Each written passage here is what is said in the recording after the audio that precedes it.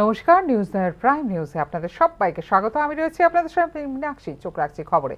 Operation সিঁদুরের সাফল্য প্রতি ঘরে পৌঁছবে সরকার। অপারেশন সিঁদুরের সাফল্য প্রতি ঘরে ঘরে পৌঁছে দেওয়ার সিদ্ধান্ত নিয়েছে কেন্দ্রীয় সরকার। এই ক্ষেত্রে ৯ জুন থেকে শুরু হবে অভিযান কর্মসূচি। অপারেশন সিঁদুরের সাফল্য প্রতিটি ঘরে পৌঁছে দেওয়ার প্রস্তুতি নিচ্ছে মোদী সরকার। ৯ জুন থেকে শুরু হবে এই কর্মসূচি। এই দিনেই তৃতীয়বারের মতো প্রধানমন্ত্রী হিসেবে শপথ গ্রহণ করেন নরেন্দ্র মোদী, অর্থাৎ মোদী সরকার। ৩.০ চালু করা হয়েছিল ৯ জুন। এই প্রচারণার মূল লক্ষ্য হল মোদী ৩.০ সরকারের সাফল্য জনগণের কাছে পৌঁছে দেওয়া। এর জন্য জনসংযোগের সময় অপারেশন সিঁদুরের সাফল্য তুলে ধরে বিতরণ করা হবে লিফলেট। সমস্ত কেন্দ্রীয় মন্ত্রী, জাতীয় গণতান্ত্রিক জোটের সাংসদ এবং সংগঠনের ঊর্ধ্বতন কর্মকর্তারা যোগ দেবেন এই অভিযানে। মাসব্যাপী এই কর্মসূচিতে সমস্ত লোকসভার সাংসদদের তাদের নির্বাচনী এলাকায় প্রতিদিন ১৫ থেকে ২০ কিলোমিটার হাঁটতে হবে এবং মন্ত্রীরা জনসংযোগের জন্য সপ্তাহে ২ দিন ভ্রমণ করবেন ২০-২৫ কিলোমিটার পথ। অপারেশন সিঁদুরের অধীনে ৭ মে রাত ১টা ৫ মিনিটে পাকিস্তান এবং পাক অধিকৃত কাশ্মীরের উপর বিমান হামলা চালায় ভারত। এতে ৯টি সন্ত্রাসী আস্তানা লক্ষ্যবস্তু করা হয়েছিল, যেখানে নিহত হয়েছিল ১০০ জনেরও বেশি সন্ত্রাসী। অপারেশন সিঁদুরে ২৪টি ক্ষেপণাস্ত্র নিক্ষেপ করেছে ভারত। পেহেলগাঁও হামলার ১৫ দিন পর এই পদক্ষেপ নেওয়া হয়েছিল। পেহেলগাঁও হামলার নিহত হন ২৫ জন পর্যটক এবং একজন স্থানীয় কাশ্মীরি নাগরিক। ফিউরো রিপোর্ট, নিউজ নাও।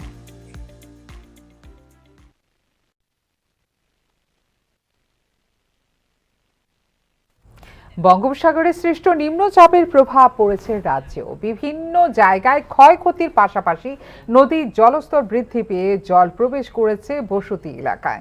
কোথাও ভেঙেছে ব্রিজ, কোথাও উড়িয়ে নিয়ে গেছে ঘরের ছাউনি। বঙ্গোপসাগরে সৃষ্ট গভীর নিম্নচাপের ফলে ব্যাপক দুর্যোগ দেখা দিয়েছে রাজ্য জুড়ে। রাজ্যের সবকটি জেলাতে বিস্তীর্ণ অঞ্চলে ঝড়ো হাওয়া সহ চলছে বৃষ্টিপাত। শুক্রবার রাজ্যে বেশ কিছু নদীর জল অতিক্রম করেছে বিপদসীমা। টানা বৃষ্টিপাতে হাওড়া নদীর জলস্তর বেড়েই চলেছে, ফলে আগরতলা বিভিন্ন এলাকা ক্ষতিগ্রস্ত হয়েছে। বিশেষ করে বলদা খালের পালপাড়া সহ নিম্ন অঞ্চলগুলি ক্ষতিগ্রস্ত হয়েছে সবচেয়ে বেশি। যদি অক্ষণে বৃষ্টি নামে তাহলে তো ভয়ঙ্কর গেছে, আবার তো বেশি নাহলে যদি না হওয়া তাহলে তো ঠিক আছে। আর রাস্তাঘাট রাস্তাঘাটও ভেঙে গেছে, কদিন কাজ করছে, এটা অনেক আছে। আর এমনি রাস্তাঘাট জল কেমন দেখলেন? রাস্তা ভালো আছে, হাঁটু চলবে না বেশি? হ্যাঁ হাঁটু জল আছে। গত বছর কদ্দুর জল এই জায়গায় দাঁড়াইছি না, কদ্দুর চলবে? ওই যে সিলেটটা, হ্যাঁ ওই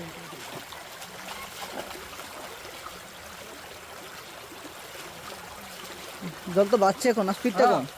বাড়তেছে, হাওড়া নদীর জলে ঢুকছে। হাওড়া নদী জল ওই দিনে আসতেছে, এদিক যাইতেছে। প্রবল বন্যার জলে ভেসে যায় টাকারজোলা রামহরিপাড়ার ব্রিজ। ২ দিন যাবৎ টানা প্রবল বর্ষণে শুক্রবার দুপুরে সায়দা নদীর ওপর ব্রিজ ভেঙে গোলাঘাটি ও টাকারজোলা বিচ্ছিন্ন হয়ে যায় যোগাযোগ।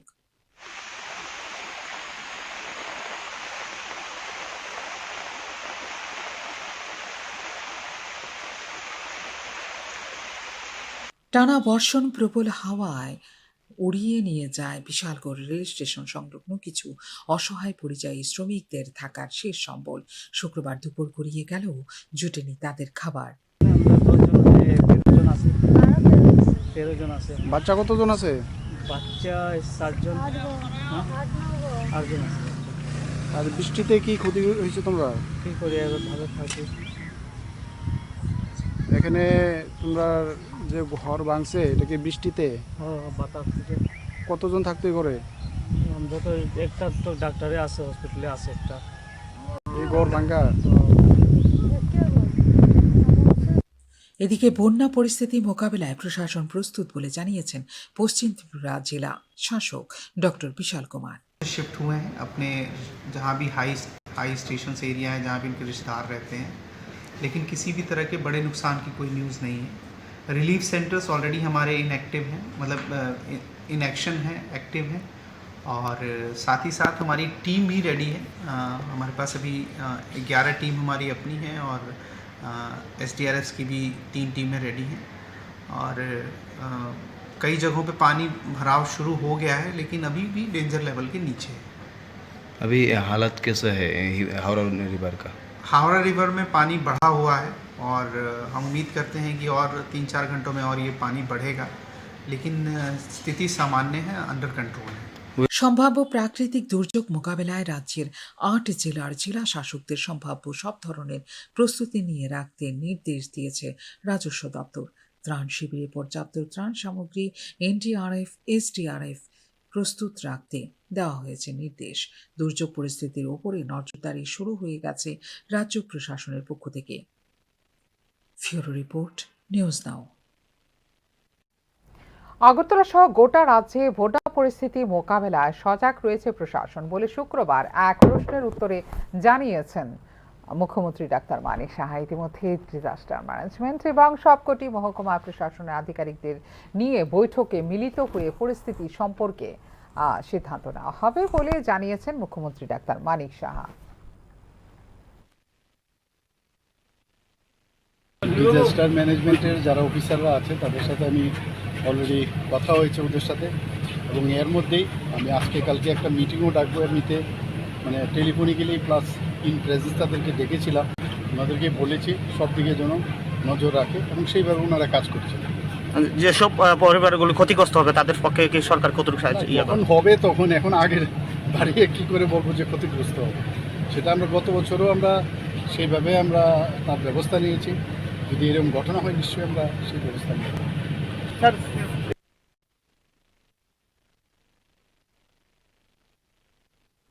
গত 48 ঘন্টায় বৃষ্টিতে জল জমে গেছে বিভিন্ন কৃষি জমিতে। একে তো ক্ষতির আশঙ্কা করছেন সংশ্লিষ্ট চাষিরা। বঙ্গোপসাগরে সৃষ্ট নিম্নচাপ এবং বর্ষা মৌসুমের কারণে বিপাকে পড়েছেন রাজ্যের কৃষকরা। তেলিয়ামুড়ায় গত কয়েকদিনের নিরবিচ্ছিন্ন বর্ষণে জলমগ্ন হয়ে পড়েছে কৃষি জমি। এই পরিস্থিতিতে স্থানীয় কৃষকদের পোহাতে হচ্ছে চরম দুর্ভোগ। এক্ষেত্রে ফসল জলের তলায় তলিয়ে যাওয়ার আশঙ্কা করছেন কৃষকরা।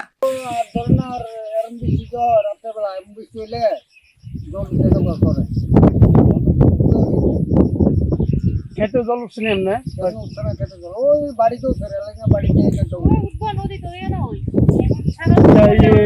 গ্যাসে বাড়িতে বন্যা হয়েছিল, এটা এদিকে জল উঠছিল, কিরকম ক্ষয়ক্ষতি হয়েছিল। গ্রীষ্মের মাঝামাঝি সময়ে এমন টানা বৃষ্টি মারাত্মক প্রভাব ফেলেছে কৃষিকাজে। শাকসবজি ও অন্যান্য মৌসুমী ফসল ডুবে যাওয়ায় মাথায় হাত কৃষকদের।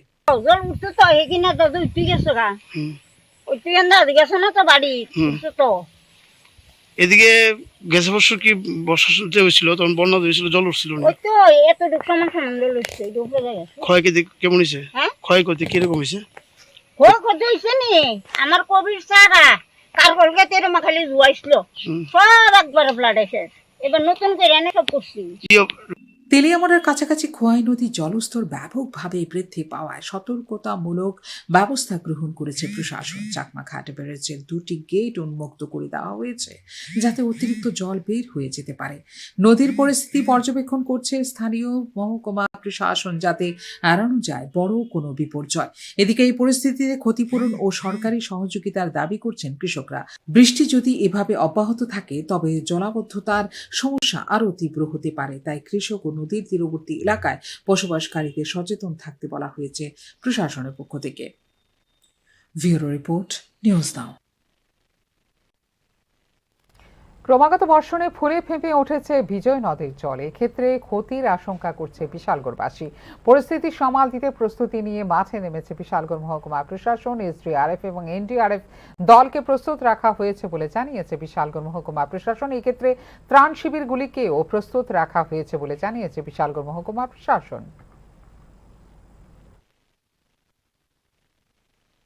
কাজ করছি আমরা, প্রশাসন সর্বত সজাগ আছি এবং আমাদের লাইন ডিপার্টমেন্টও আছে। আমরা সবাই মিলে ডিজাস্টার গত বছর যেরকম করেছিলাম এরকম করে আমরা বিশালগড়বাসীদেরকে আমরা আশ্বস্ত করতে চাই যে এবার আমরা সবাই মিলে একসঙ্গে কাজ করব যাতে কোনো ধরনের কোনো দুর্ঘটনা বা কোনো ধরনের ক্ষয়ক্ষতি। প্রাথমিকভাবে কি কি প্রস্তুতি রয়েছে? প্রস্তুতির জন্য আমরা এনডিআরএফ এর টিম আছে, আমরা নৌকা আছে, আমরা এসডিআরএফ থেকে আমরা বিভিন্ন রকমের ইকুইপমেন্ট পেয়ে থাকি, সেগুলো আমরা সব রেডি রেফারেন্স করে রেখেছি। ইমার্জেন্সি যখন কোনো দরকার লাগে আমরা এগুলো ল্যান্ডিং করে কাজ করবো। কোথাও কি কোনো ক্যাম্প ট্যাম্প তৈরি রয়েছে? আমরা অলরেডি শেল্টার হাউসগুলোদেরকে ইনচার্জদেরকে ইনফর্ম করে দিয়েছি, তারা সতর্ক আছে, যখন হবে মানুষ শেল্টার হাউসে চলে আসতে পারবে। Thank you.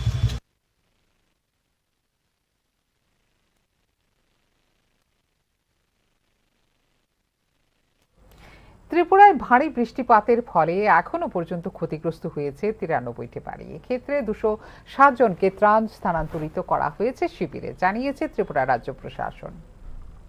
দুদিনের টানা বৃষ্টিপাতের ফলে ত্রিপুরায় 93টি ঘর ভারী ক্ষতিগ্রস্ত হয়েছে এবং 207 জনকে রাজ্য জুড়ে খোলা 4টি ত্রাণ শিবিরে স্থানান্তরিত হতে হয়েছে বলে জানিয়েছে ত্রিপুরা রাজ্য প্রশাসন। বৃহস্পতিবার থেকে ভারী বৃষ্টিপাতের কারণে সবচেয়ে বেশি ক্ষতিগ্রস্ত হয়েছে পশ্চিম ত্রিপুরা জেলা, জানিয়েছে রাজ্য প্রশাসন।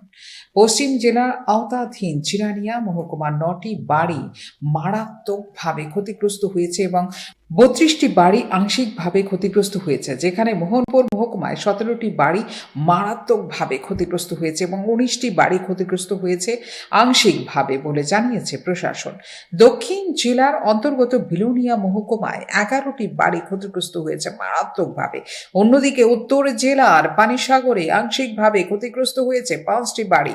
ভারী বৃষ্টিপাতের কারণে পশ্চিম ত্রিপুরা জেলার সদর মহকুমায় 3টি ত্রাণ শিবির খোলা হয়েছে, যেখানে আশ্রয় নিয়েছেন 46টি পরিবারের 162 জন সদস্য, জানিয়েছে রাজ্য প্রশাসন। খোয়াইতে একটি ত্রাণ শিবির খোলা হয়েছে, যেখানে আশ্রয় নিয়েছেন 13টি পরিবারের 42 জন সদস্য। বৃষ্টিপাতের কারণে বেশ কয়েকটি জায়গায় অনেক গাছ উপড়ে পড়েছিল, যার ফলে রাস্তা অবরোধ তৈরি হয়েছিল, যেগুলি পরবর্তী সময়ে পরিষ্কার করে ত্রিপুরা রাজ্য রাইফেলস এবং ডিজাস্টার ম্যানেজমেন্টের স্বেচ্ছাসেবীরা।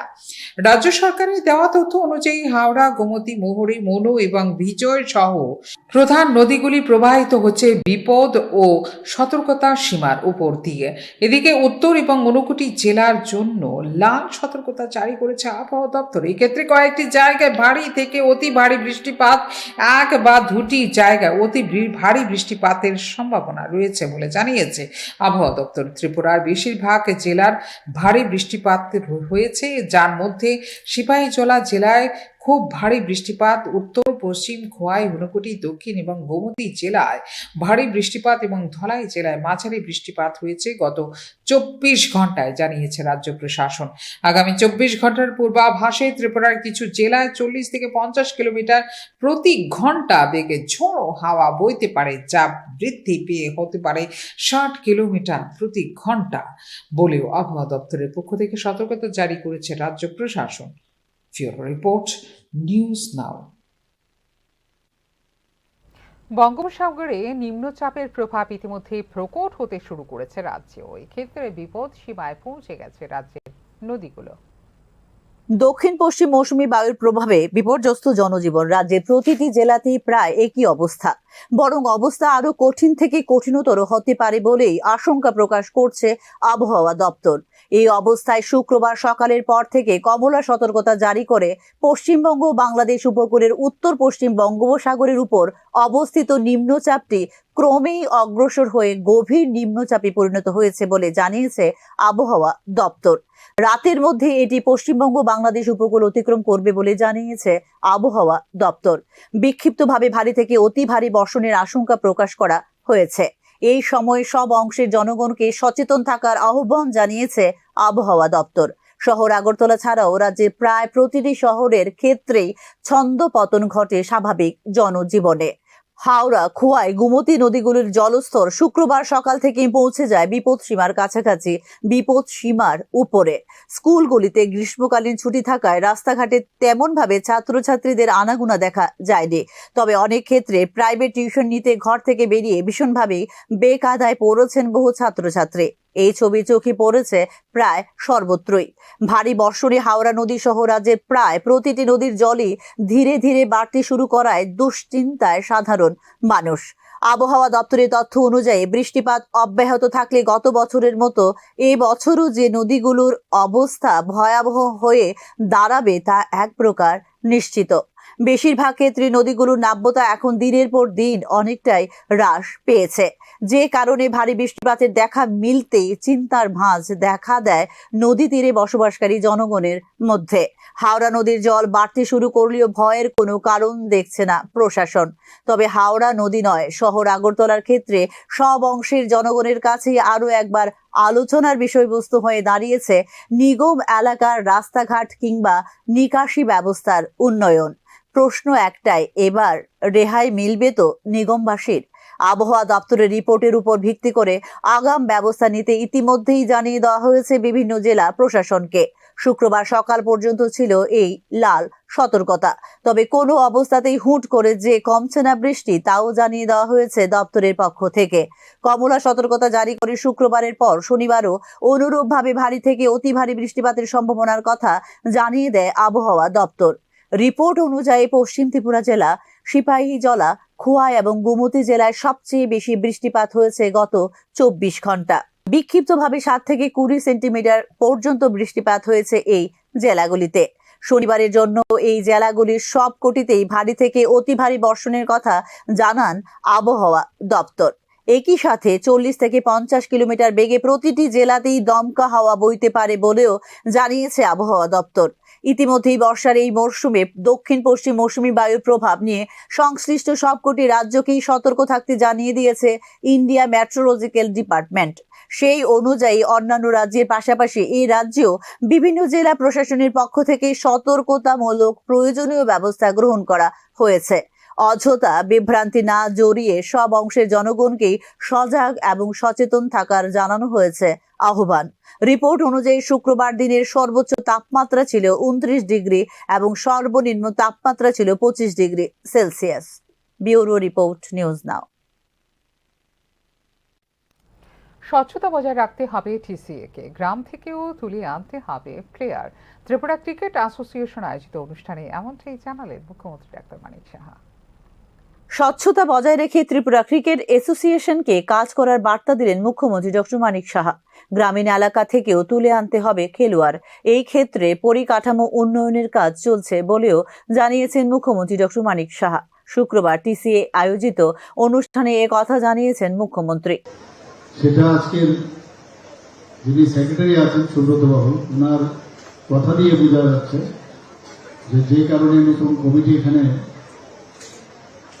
তৈরি হয়েছে, ওনারা স্বচ্ছতার সাথে সেই কাজটা করছেন। এবং আমাদের যে মূল উদ্দেশ্য, যে ক্রিকেট প্লেয়ার ত্রিপুরাতে নতুন নতুন ভালো যারা প্লেয়ার আছে তাদেরকে উপরে তুলে নিয়ে আসে। এখানে পাইপলাইন থাকতে হবে বিভিন্ন, কারণ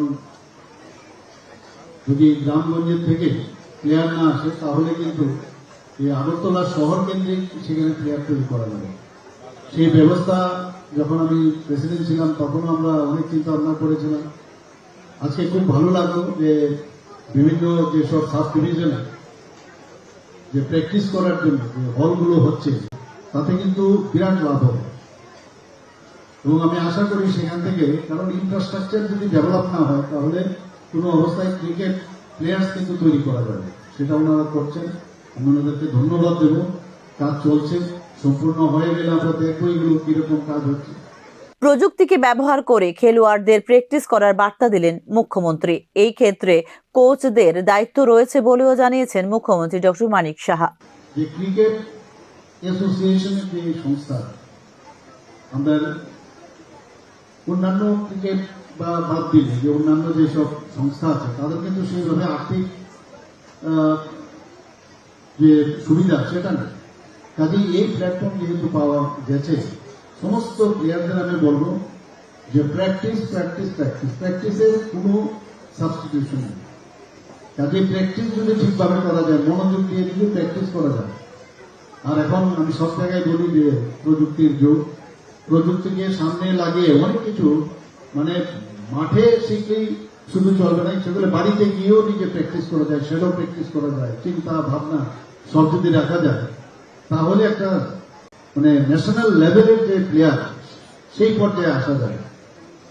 এবং সেটা আমাদের প্রতিটা যারা কোচ আছেন তাদের উপরও নির্ভর করছে, প্রপার কোচিং দেওয়া। মাঝে মাঝে ক্রিকেট অ্যাসোসিয়েশনের উদ্যোগে বাইরের থেকেও যারা কোচ আছে সেই ডিফারেন্ট ডিসিপ্লিনে কোচ নিয়ে আসা হয়। তো সে তাদের থেকে সমস্ত মানে ওনারা যে কি বলছেন সেগুলো যেন নজর দেওয়া হয়। মাথাপিছু আয় এবং সার্বিক প্রবৃদ্ধির ক্ষেত্রে উত্তর পূর্বাঞ্চলে দ্বিতীয় স্থানে রয়েছে ত্রিপুরা। এক্ষেত্রে সবকটি খাতের হচ্ছে উন্নয়ন।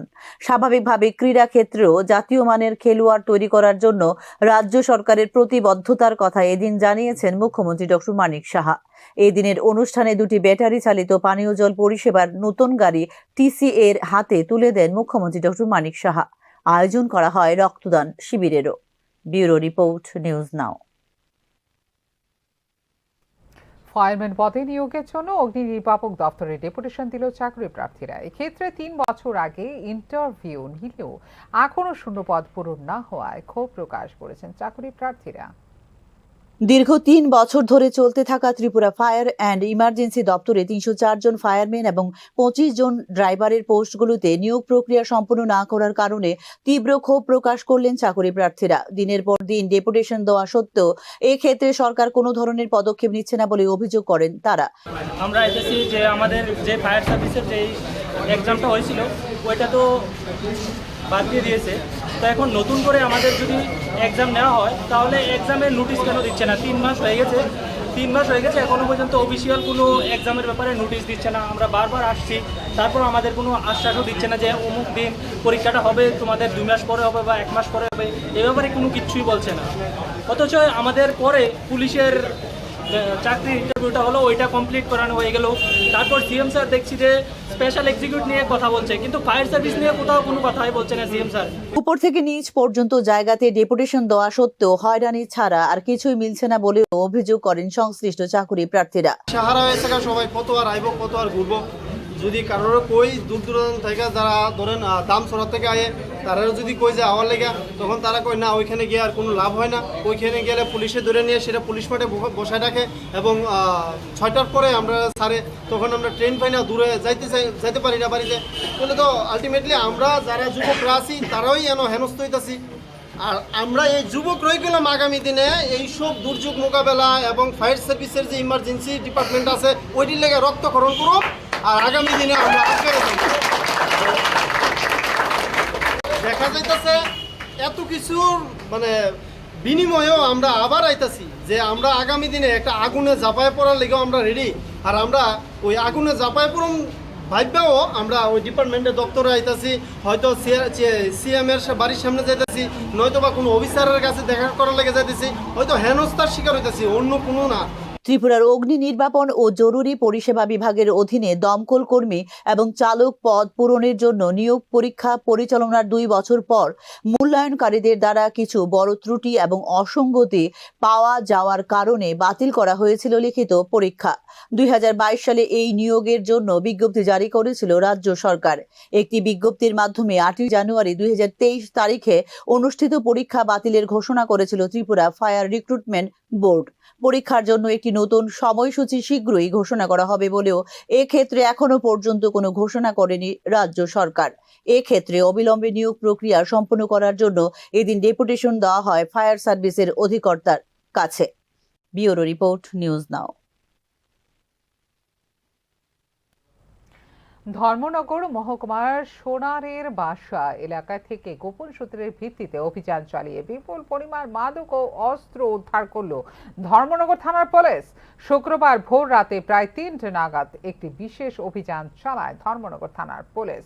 সোনার বাসার এলাকা হেলাল মিয়ার বাড়িতে মাদক জাতীয় দ্রব্য মজুদ রয়েছে বলে খবর আসে পুলিশের কাছে। সেই খবরের ভিত্তিতে ধর্মনগরের এসডিপিও ও ওসির নেতৃত্বে পরিচালিত হয় একটি যৌথ অভিযান।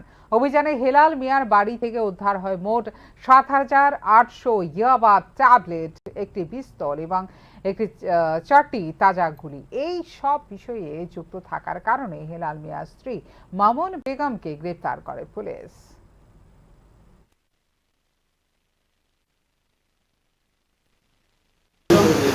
মামুনি বেগম। জামাইয়ের নাম? হেলাল উদ্দিন। বাড়ি গো? সোনার বাসা বনবাড়ি।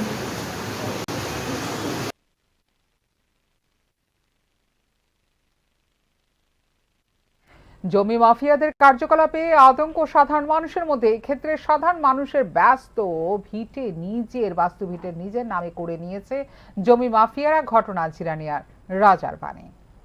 পশ্চিম ত্রিপুরা জেলার জিরানিয়ার রাজারবানে সাধারণ মানুষের জমি নিজের নামে করে নিল জমি মাফিয়ারা। এবার চলছে উচ্ছেদের পালা। প্রেক্ষিতে আতঙ্কে সাধারণ মানুষ। 60 বছরেরও বেশি সময় ধরে বৈধভাবে বসবাসকারী পরিবারগুলোকে উচ্ছেদ করার চেষ্টায় এলাকায় চরম উত্তেজনা ও আতঙ্কের সৃষ্টি হয়েছে বণিক্য চৌমুহনীর আর.কে. নগরের অন্তর্গত রাজারবানে। এক্ষেত্রে ভুয়া কাগজপত্র বানিয়ে 20-25টি পরিবারের 12 থেকে 15 খানি জমি নিজের নামে বাগিয়ে নিয়েছে জমি মাফিয়ারা বলে অভিযোগ করেন সংশ্লিষ্ট পরিবারগুলি। শুনি পরে আমরা তদন্ত নিছি পরে হজ সায়াদিহি কৃষ্ণ কমলের নামে এই 12 খানি জায়গা নামজারি করে লেছে। এরপরে আমরা কোর্টে কাছারিতে যাইতেছি কেমনে কেমনে এমন হয়েছে। হে কি কইরা আমার কাছে কাগজপত্র তৈয়া কি কইরা হে নামজারি করে। জমির ভুয়া কাগজপত্র বানিয়ে এবার উচ্ছেদ অভিযানে জমি মাফিয়ারা। প্রেক্ষিতে প্রশাসনের সাহায্য প্রার্থনা করছেন আতঙ্কিতরা। যে আমরা কৃষ্ণ কমল লস্করের বাড়ির সামনে দিয়েও যাই এবং আমরা বাজার বন্দরে যাই, যে কোনো মোমেন্টে আমরা অ্যাটাক করতে পারে, যে কোনো মোমেন্টে আমার বাড়ির লোক আমার ফ্যামিলির লোক যে কোনো মানুষ যাইতে পারে। এবং আমি স্যারের কাছে আমি অনুরোধ মুখ্যমন্ত্রী স্যারের কাছে যে আমরা যাতে একটা প্রশাসনের থেকে যাতে আমরা যাতে কোনো একটা হেল্প করে। আদালতের নির্দেশে ইনজেকশন থাকা সত্ত্বেও এক্ষেত্রে পরিবারগুলোকে উচ্ছেদ করতে বিভিন্নভাবে হুমকি দেওয়া হচ্ছে বলে জানিয়েছেন স্থানীয় মানুষ। রাজ্য সরকার যতই সমাজ বিরোধী কার্যকলাপ দমনের উদ্যোগ নিক না কেন, প্রশাসনের কিছু দুর্নীতিগ্রস্ত অংশকে সাথে নিয়ে সাধারণ মানুষের জমি ও জীবিকা নিয়ে ছিনিমিনি খেলছে জমি মাফিয়ারা। অবিলম্বে এই ক্ষেত্রে পদক্ষেপ না নেওয়া হলে পথে নেমে বৃহত্তর আন্দোলন সংঘটিত করা হবে বলে জানিয়েছেন সংশ্লিষ্ট এলাকাবাসী। ব্যুরো রিপোর্ট, নিউজ নাও। শ্রমিকদের অর্জিত অধিকারে আঘাত করার জন্য 4টি শ্রম কোড প্রণয়ন করেছে কেন্দ্রীয় সরকার। এর বিরুদ্ধে গড়ে তুলতে হবে যৌথ আন্দোলন। সংগঠনের 56তম প্রতিষ্ঠা দিবস উপলক্ষে এই বার্তাই দিল সিটু। শুক্রবার সিটু ত্রিপুরা রাজ্য কমিটির সদর কার্যালয়ে পালিত হয় সংগঠনের 56তম প্রতিষ্ঠা দিবস। সমাজতন্ত্র প্রতিষ্ঠার আন্দোলনে সকলকে এগিয়ে এসে পুঁজিপতিদের বিরুদ্ধে আপোষহীন সংগ্রাম গড়ে তোলার আহ্বান জানিয়েছে সিটু ত্রিপুরা রাজ্য কমিটি। বর্তমান যে সরকার, বিজেপি পরিচালিত সরকার, তাদের একমাত্র লক্ষ্য হলো ভারতবর্ষের অল্প কিছু ধনী মানুষের ধনকে অনেক অনেক উপরের দিকে নিয়ে যাওয়া। এই লক্ষ্য নিয়ে যারা কাজ করছেন, সেই সরকার শ্রমিকদের সর্বনাশ করবার জন্যে একের পর এক সিদ্ধান্ত তারা গ্রহণ করে চলেছে। আপনারা জানেন সবাই যে 2019 এবং 20 সালে আমাদের দেশে শ্রমজীবী মানুষের চূড়ান্ত সর্বনাশ করবার জন্যে ভারতবর্ষের সরকার 4টি শ্রম কোড তৈরি করেছে। মুঙ্গিয়াকামী আরডি ব্লক এলাকা দক্ষিণ মহারানীপুর এডিসি ভিলেজের দোখাইকামী এলাকাতে মৃত অবস্থায় উদ্ধার হলো একটি 4 বছরের হাতি। খবর পেয়ে ঘটনাস্থলে পৌঁছে যান বন দপ্তর আধিকারিকরা। শুক্রবার বিকেল নাগাদ পোস্টমর্টমের কথা হয়। মৃত হাতিটির বজ্রপাতের কারণে হাতিটির মৃত্যু হয়েছে বলে জানিয়েছেন বন দপ্তরের আধিকারিকরা। মহারানীপুর শালবাগান জায়গাটা অ্যাকচুয়ালি দুখিয়াপাড়া। আজকে 10টা-11টার সময় আমাদের যে এলিফ্যান্ট ভলেন্টিয়ার আছে তারা দুদিন কন্টিনিউয়াস বৃষ্টি আপনারা দেখতেছেন, তো বৃষ্টির মধ্যেই তারা এখানে হাতির দেখাশোনার দায়িত্বে যখন আইছে তখন এই দুখিয়াপাড়াতে হঠাৎ করে তারা দেখতে পায় একটা ছোটো হাতি, নিয়ারলি 3 to 4 ইয়ার্স হতে পারে, সেটা মারা গেছে। অ্যাকর্ডিংলি আমাদের যে করণীয় থাকে, আমরা লোকাল যে ভেটেরিনারি অফিসার আছেন এখানে তাদের সাথে কন্ট্যাক্ট করছি, আমাদের ডিপো স্যারও এখানে কন্ট্যাক্ট করছেন। তো অ্যাকর্ডিংলি তারা এখানে আইসে সেটা পোস্টমর্টম করা হয়েছে। পোস্টমর্টম করানোর পর এখানে যে যাবতীয় যা কিছু আছে আমাদের অ্যাজ পার রুলসে আমরা সেটা এই এলিফ্যান্ট বডিটাকে আমরা ডিসপোজ করব। কীভাবে মারা গেছে এটা লোকাল যারা ডাক্তার আছে ভেটেরিনারি স্পেশালিস্ট তারা তাদের পোস্টমর্টমের দিকে আইব, তারা বললো যে ঠান্ডা নাকি মারা গেছে নাকি। এটা এখনকার মতো এই মুহূর্তের সংবাদ এই পর্যন্তই। অন্যান্য আপডেটস দেখার জন্য অবশ্যই নজর রাখতে হবে নিউজ নাইর পর্দায়। নমস্কার, শুভরাত্রি।